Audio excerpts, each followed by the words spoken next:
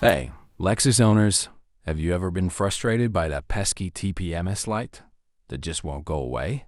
Today, we're going to show you a quick and easy way to reset the tire pressure monitoring system on your Lexus IS, so you can get back to driving with confidence. Let's see how we get this done.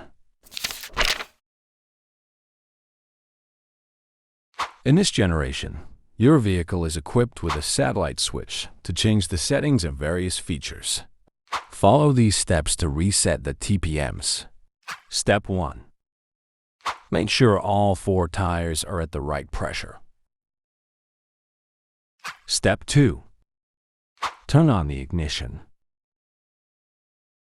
Step 3. Use the arrow button and go to the tire pressure initialization menu. Step 4.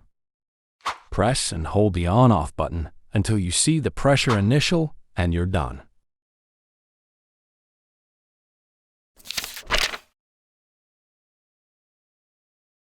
On this 3rd generation, you can reset the TPMS by using the button located beneath the steering column near the hood release lever. So let's get into it now. Step 1. Make sure you have adjusted the tire pressure recommended on the tire placard. Step 2. Turn on your car. Step 3. Find the TPMS reset button under the steering column and then press the button until the TPMS indicator blinks 3 times. Step 4.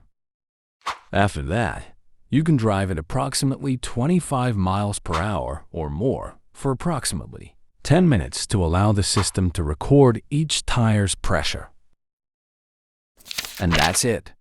You've successfully reset the TPMS light on your Lexus IS in just a few simple steps.